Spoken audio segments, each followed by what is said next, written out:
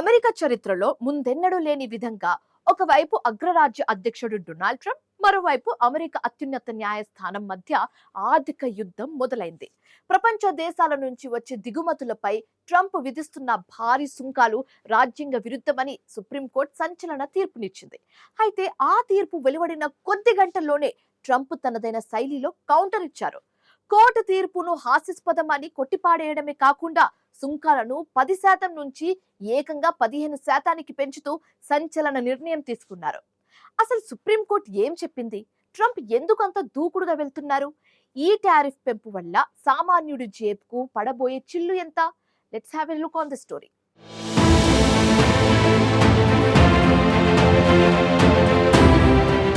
America రాజకీయాల్లో మరీ ముఖ్యంగా ఆర్థిక విధానాల విషయంలో ఇప్పుడు కీలక పరిణామం చోటు చేసుకుంది. రాజ్యాంగం, కార్యనిర్వాహక అధికారం, న్యాయ వ్యవస్థ మధ్య ఘర్షణ తలెత్తింది.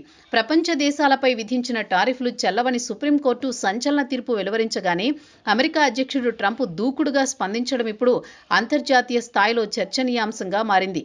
కోర్టు తీర్పు వచ్చిన కొద్ది గంటల్లోని అన్ని దేశాలపై 10% సుంకాలు విధిస్తున్నట్లు ప్రకటించిన ట్రంప్ ఆ నిర్ణయాన్ని మరింత కఠినతరం చేస్తూ వాటిని 15% పెంచారు.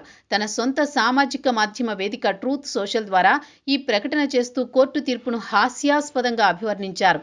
తీర్పును పూర్తిగా సమీక్షించిన తర్వాతే ఈ నిర్ణయం తీసుకున్నారని, పెరిగిన సుంకాలు తక్షణమే అమల్లోకొస్తాయని ఆయన స్పష్టం చేశారు.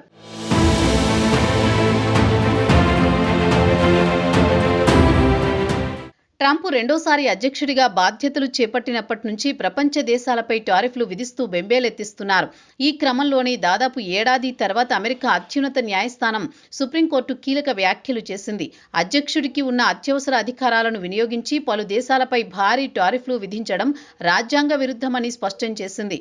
ప్రధాన న్యాయమూర్తి జాన్ రాబర్ట్స్ నేతృత్వంలోని 9 మంది న్యాయమూర్తుల ధర్మాసనం ఈ కేసులో 6-3 మెజారిటీతో తీర్పు ఇచ్చింది. 1977 నాటి అంతర్జాతీయ అత్యవసర ఆర్థిక అధికారాల చట్టాన్ని ఆధారంగా తీసుకుని ట్రంప్ విధించిన సుంకాలు ఆయన అధికార పరిధిని మించాయని కోర్టు అభిప్రాయపడింది. టారిఫ్లు విధించే అసాధారణ అధికారం కాంగ్రెస్కు చెందుతుందని, కార్యనిర్వాహక శాఖకు అధికారం పూర్తిగా అప్పగించలేదని స్పష్టం చేసింది. రాజ్యాంగ రచయితల ఉద్దేశం కూడా అదే అని ప్రధాన న్యాయమూర్తి రాబర్ట్స్ వ్యాఖ్యానించారు. ఈ తీర్పుతో ట్రంప్ రెండో విడత పాలనలో తీసుకున్న అతిపెద్ద ఆర్థిక నిర్ణయానికి అడ్డుకట్ట పడినట్లయింది. అయితే ఇదే చివరి మాట కాదన్న సంకేతాలు వెంటనే వచ్చాయి. కోర్టు తీర్పు వెలువడగానే ట్రంప్ అసహనం వ్యక్తం చేస్తూ వెంటనే కొత్త సుంకాలు ప్రకటించారు. న్యాయస్థానం అడ్డుకున్నా నా విధానాలు ఆగవు అనే ధోరణిలో ట్రంప్ టారిఫ్లు పెంచేశారు.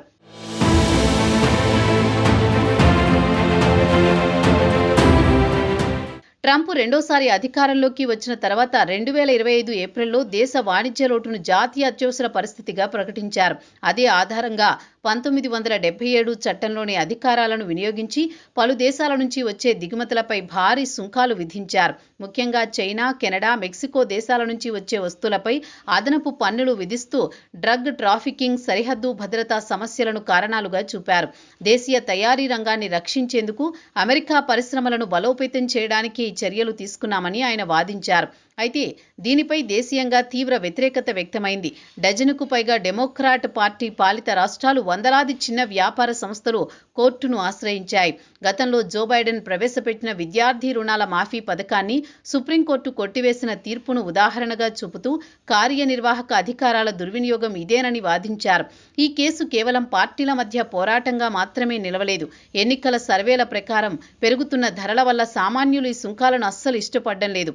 ఒక్క డెమోక్రాట్లకే కాదు, రిపబ్లికన్ పార్టీకి మద్దతు ఇచ్చే వ్యాపార సంస్థలు కూడా ట్రంప్ తీరును తప్పుబడుతున్నాయి.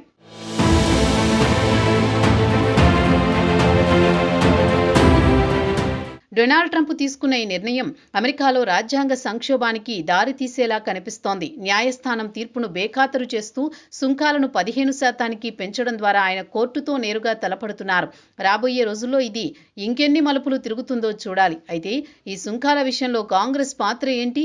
న్యాయ వ్యవస్థ తదుపరి చర్యలేంటి? అంతర్జాతీయ వాణిజ్య భాగస్వామ్య దేశాలు ఎలా స్పందిస్తాయి అనేది చర్చనీయాంశంగా మారింది.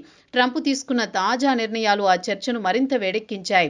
ఒకవైపు న్యాయ వ్యవస్థ పరిమితులు, మరోవైపు కార్యనిర్వాహక దూకుడు, ఈ రెండింటి మధ్య సమతౌల్యం ఎలా సాధిస్తారనేది కీలకంగా మారింది.